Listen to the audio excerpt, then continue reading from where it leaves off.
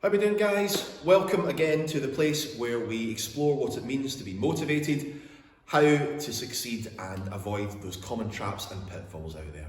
So today we're talking about how to deal with those feelings of disappointment or frustration when we mess up. Very important. When you feel disappointed or frustrated at not achieving a goal or maybe not sticking to a new habit, it can really sting. Sometimes just a little bit, and sometimes it really gets us where we live. We've all been there. A new gym routine that started so well but is beginning to kind of lose pace and go a little bit off the rails, or a new food plan, a healthy one, but we've been burying under a weekend of takeaways and wine or beer. My kryptonite combo is a lack of sleep on one part and pizza on the other. They always seem to lead one to the other. It's like they were made for each other. But then come the guilt and the feeling like I've messed up and I can't believe I've let myself down. Now, it's how we learn to deal with that disappointment in a healthy and helpful way that's going to make that less painful, and it might even make these learning experiences a springboard for further growth and success. This is going to be a 3-stage process, okay?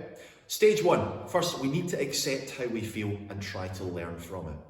So trust me, it's going to go a lot quicker. In the long run, it's going to be simpler to process what happened if we are honest about it. Acknowledge the emotions as well, whether it's shame or guilt or disappointment. If we reject how we feel, then these emotions are going to pop up later, trust me. They could be at unexpected times and in unhelpful ways. So if we ask ourselves some non-judgmental questions, that's going to help us along that path. What's one thing I can learn from this? How can I adjust my course to avoid this disappointment in the future? Or thirdly, maybe most importantly, what's one thing I can do differently next time? These are going to help us take some lessons away from what otherwise might seem like a bit of a pointless failed attempt. And it should actually strengthen our future efforts as well.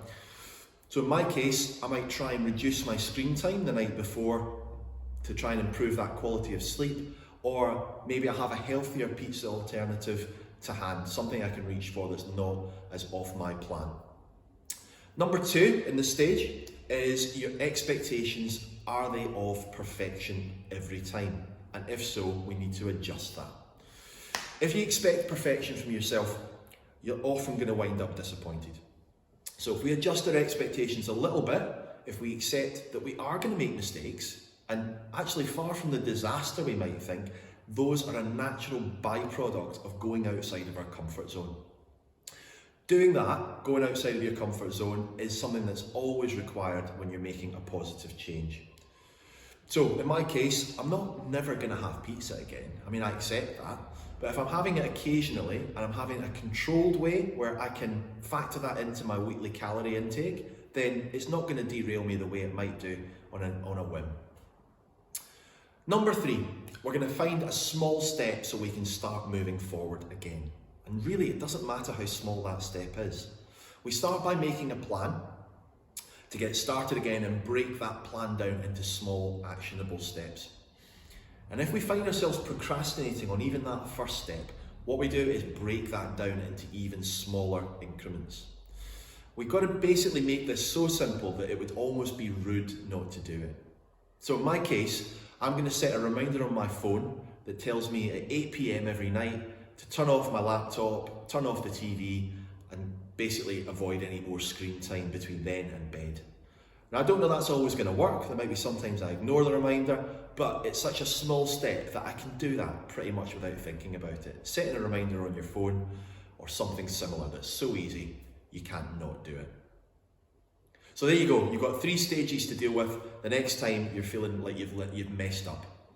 Accept how you feel and try to learn from it. Change your expectations if you are expecting perfection every time, and try and find a small step to start moving forward again. So, thank you for joining me. Remember, the most important thing about making a positive change in life is having a really good reason. What's yours?